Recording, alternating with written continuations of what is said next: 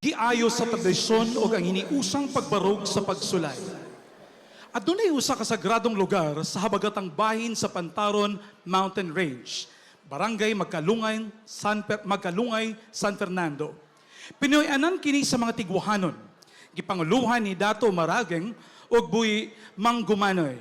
Gipanalanginan sila og mahigugmaon apan may pagkamasupilong anak babae nga ginganlag malimokmo.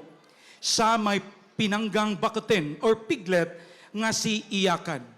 Matag adlaw, sa dili pa magsugod ang pagpanginabuhi sama sa pagkakamatoy pangakat or weed clearing and inventory dance, pagpamulawoy lalagtoy, planting and harvesting dance, nagabuhat una sila og panubad-tubad or ritual and prayer.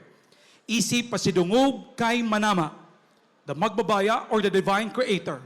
Ang ulaging or tigwahanon chant, usa ka awit panawag-tawag isip pag-ampo alang sa proteksyon. Apan ang kaharuhay nagdala og pagkawalay pagtagad sa mga ritual.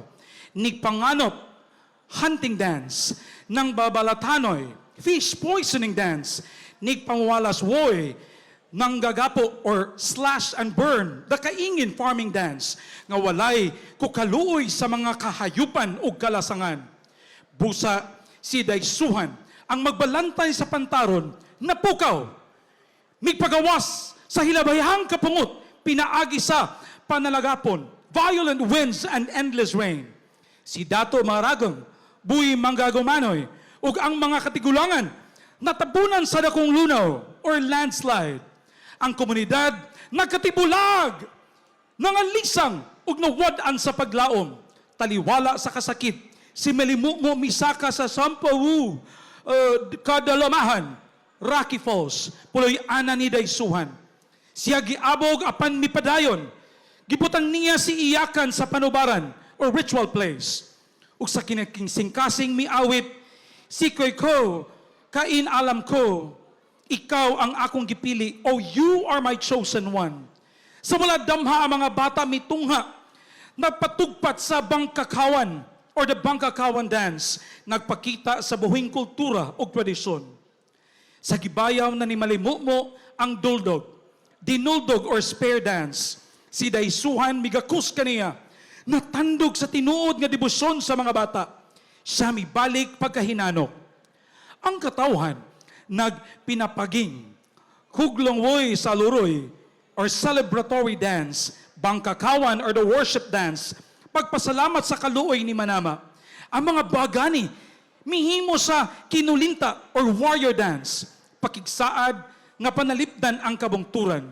Unya, mihilak si Manama sa kalipay, pinaagi sa panaligsik or the light rain shower.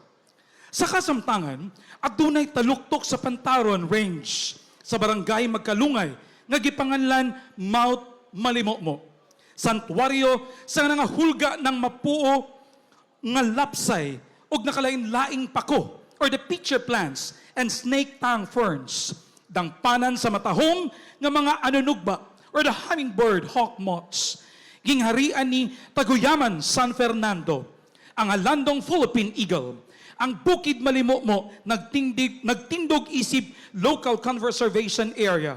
Buhing timaan ni magbabaya nga ang pagigugma sa tradisyon ug pagtahod sa kinayahan, maghatag ka nato ug madagayaong kinabuhi pinaagi sa kabukirang napuno sa bahandi o kultura nga bisan kanusa dili gayod mapukan.